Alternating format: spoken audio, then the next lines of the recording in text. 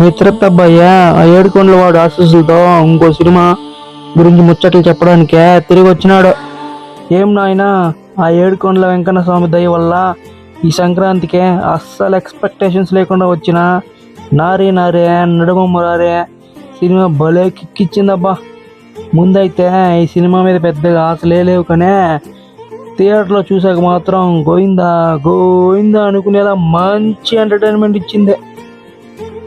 ఈ సినిమాలో విషయము కథ భలే ఉందబ్బా. టైటిల్ చూస్తానే అర్థమైపోతూ ఉంటుంది. ఇద్దరు బామ్మల మధ్యలో మన హీరో నలిగిపోయే స్టోరీ ఇదే. ఫస్ట్లో ఓ బామ్మ, ప్రజెంట్లో ఇంకో బామ్మ.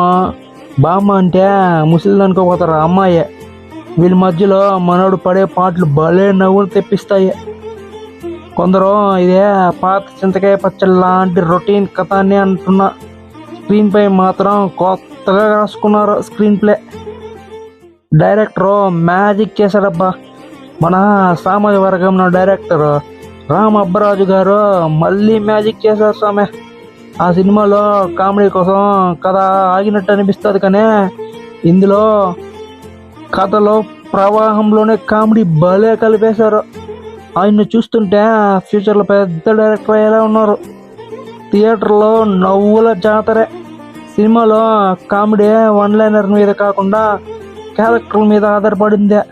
ముఖ్యంగా నరేష్ గారు, వెన్నెల కిషోర్, సత్య వాళ్ళ యాక్టింగ్ థియేటర్లో నవ్వులు పూత పూయించారబ్బా. సత్య కామెడీ అయితే స్క్రీన్ను నెక్స్ట్ లెవెల్కి తీసుకెళ్తుంది స్క్రీన్ ప్రెజెన్స్తో సినిమాను. ఇంకా మన హీరో సర్వానంద్ భలే స్లిమ్ అయిపోయే చాలా చార్మింగ్గా కనిపిస్తున్నారబ్బా. చాలా రోజుల తర్వాత తన పాత స్టైల్లో ఎరగదీసేశాడు.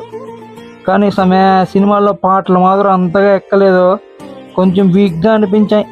సెకండ్ హాఫ్లో అక్కడక్కడ కొంచెం సాగదీసినట్లు అనిపించినా ఓవరాల్గా ఫ్యామిలీతో కలిస్తే హాయిగా నవ్వుకోవచ్చు థియేటర్కి పోతే. చివరిగా చెప్పేది ఏంటంటే, ఆ శ్రీనివాసుడు ఆశీస్సులతో ఈ సంక్రాంతికి ఒక మంచి సినిమా పడింది. ఈ సినిమాకే 4 ఇయర్స్ అబ్బా 5కి రేటింగ్గా. రొటీన్ కథని అనుకునే కొందరు పోకుండా ఉండబోతారు. ఎంటర్టైన్మెంట్ కావాలనుకునే వాళ్ళు మాత్రం ఇది ఖచ్చితంగా నచ్చుతుంది. టైం దొరికితే ఒకసారి పోయి చూసేసరండి. మీ తిరుపతి అబ్బాయి ఛానల్ని సబ్స్క్రైబ్ చేసుకోవడం మర్చిపోకండి. సరే, పోయేస్తా.